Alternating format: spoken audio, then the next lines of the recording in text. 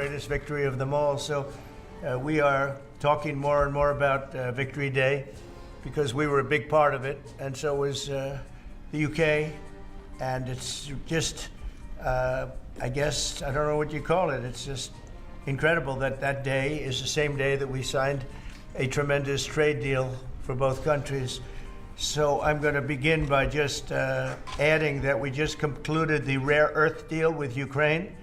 That's been fully ratified and approved by their legislative branches, and so we appreciate that, and I'll be speaking with the president in a little while, a little bit later, and we appreciate that. But the deal is all now signed up and ratified, and we have access to a massive amount of very, very high quality rare earth. This morning I'm thrilled to announce that we've reached a breakthrough trade deal with the United Kingdom, incredible country.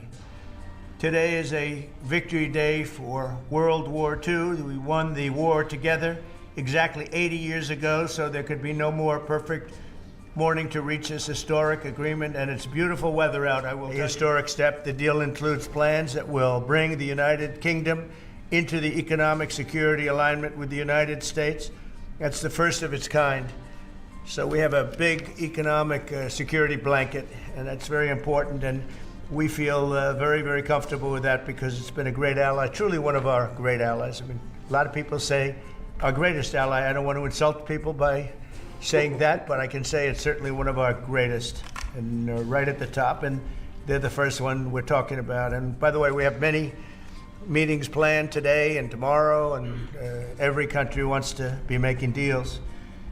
And we have a meeting, as you know, Scott will be going over to Switzerland on Saturday, and that'll be very, very interesting. Let's find out, but I think they want to make a deal very badly too. Both countries.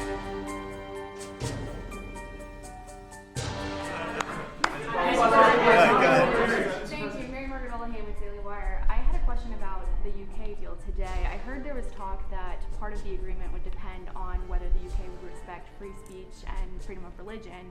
I know the VP is really interested in that, talked about that earlier this year. Was there any assurances that you guys got on that front? You want to handle that?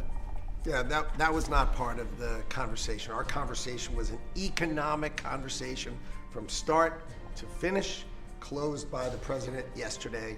This was a business deal, open their markets, and also protect their workers, grow our markets, and help our workers. This was about business religion. You know, business is sort of a semi-religion, but not nearly as important. I don't want to get myself into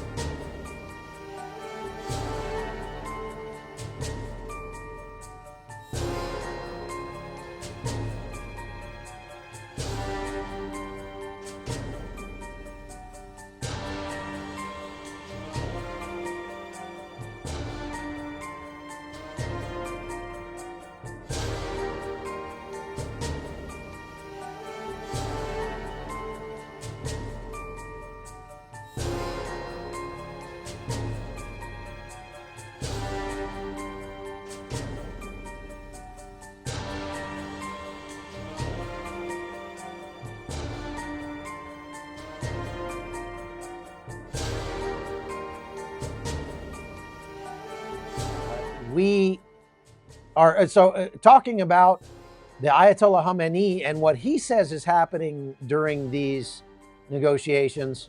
Again, very different from what the Trump administration is saying. Here's what Khamenei said in a speech the other day. He says some of the things that the U.S. president said in his recent visit to the region are not even worthy of a response. And everybody shouts, Allah Akbar, Allah Akbar. Khamenei's the leader, yeah, whatever, blah, blah, blah. Now, it's obvious these people are being coached on what to say here, because they're all saying it together. Death to America, death to England, death to the hypocrites and the infidels, death to Israel. So they're all chanting this together. So you wonder how many times they had to practice that before they got it right.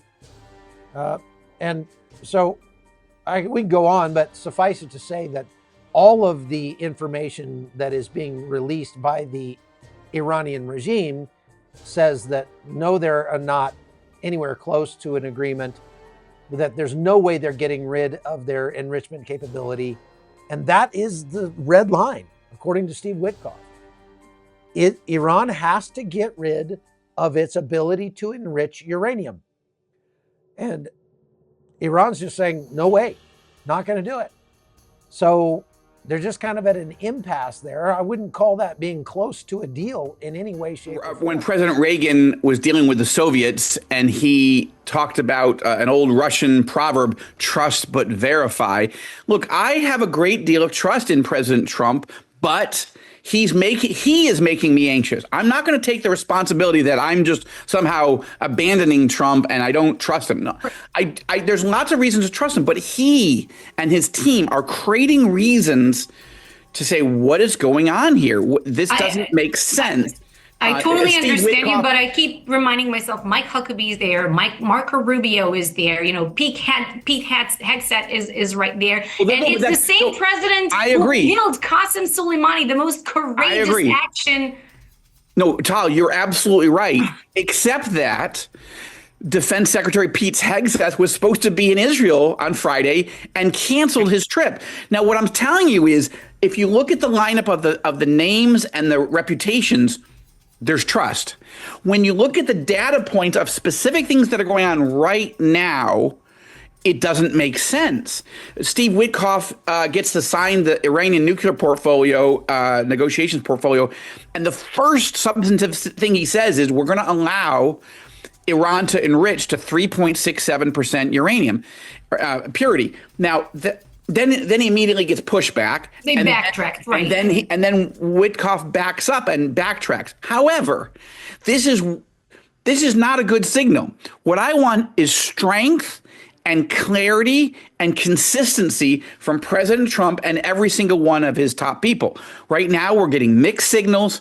We're getting, I'm coming to Israel, then I'm not coming to Israel, meaning Pete Hegseth.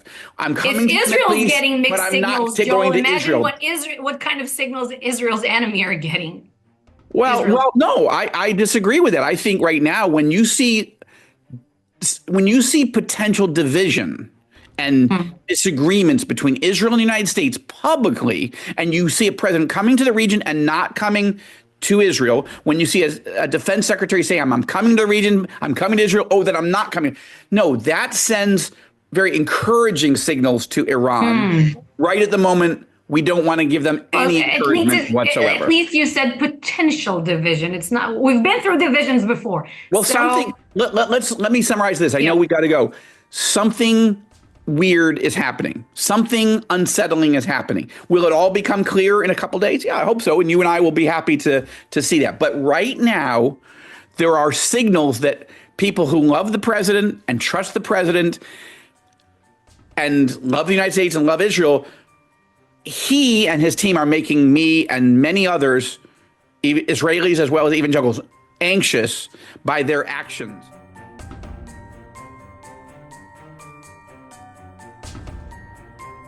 Did Tyre have idolatry? Yeah, you could say that, but really what the fornication was, it was economic. It was economic to the point where Tyre had a covenant, a brotherhood covenant, Tyre being a Gentile kingdom, had a brotherhood covenant with Israel. Okay? And what did God say in Genesis chapter 12 regarding Abraham and his descendants? God said, I will bless those who bless you, but I will curse those who curse you, right? Well, what we're going to find out about in our next video, where we're going to talk about Tyre, we're going to find out that Tyre blessed Israel. And because Tyre as a Gentile nation blessed Israel, God blessed the living daylights out of Tyre. And Tyre began to grow economically. And they became very, very wealthy. Their standard of living went through the roof. In the prophecies of Zechariah, rather, Jerusalem will be a cup of trembling to the nations. Israel is God's people. Therefore, Satan hates Israel. And Satan is the engine behind a lot of anti-Semitism, okay? Satan's the reason why all these nations turn against Israel and want to destroy Israel constantly.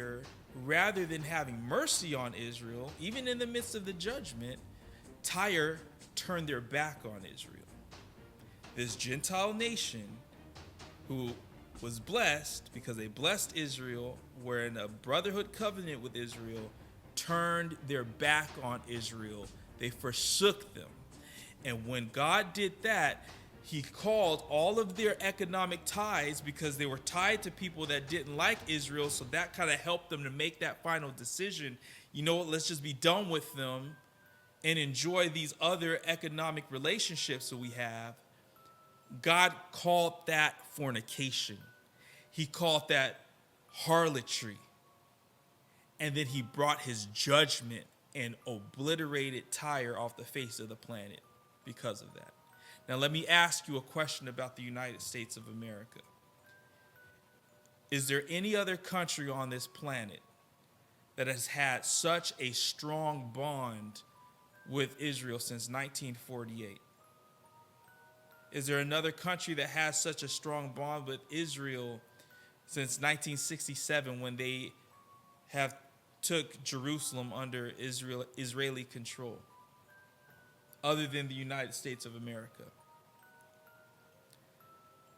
And do you notice that from specifically World War II, the 1940s, when Israel became a nation, and how America had a hand in both liberating the Jewish people out of those concentration camps, but also had a hand in confirming Israel as being a reborn nation in 1948, do you notice how the economy, do you notice how the geopolitical power of the United States of America, the military power of the United States of America, which is the only country right now on the face of the planet to have ever used a nuclear weapon in the midst of war? Unmatched military might, unmatched economic power in a free society, by the way.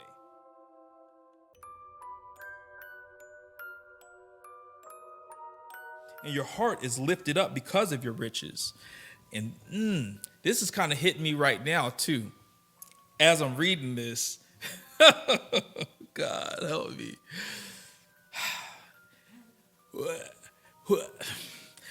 Who does it sound like, you know, when you talk about being a great businessman and having great wisdom of how to cut a deal and how to increase riches and stuff like that, the art of making a deal even. And by that wisdom, a person, listen, God blesses people. I know some businessmen who are men of God, who love the Lord, and they honor the Lord with their business. That's by putting God first. But listen, when people are very, very wise and they're very crafty and they're good businessmen, but God is not the center of their business and the center of their deal making, it's very easy for them to think that this is all because of me. I know how to make a deal. I know how to do all this stuff. And what happens, their heart begins to be lifted up within themselves. They begin to view themselves not even as a man, but as of God. And what you need to understand is when a man does that, there are spiritual entities behind them that are licking their chops to take advantage of that pride. God resists the proud, but he gives grace to the humble. And when a man stands in pride and thinks that they are the one that does this and does that, and it's simple and I can snap my fingers and make a deal go very easily, you need to ask, what is the entity that's behind that?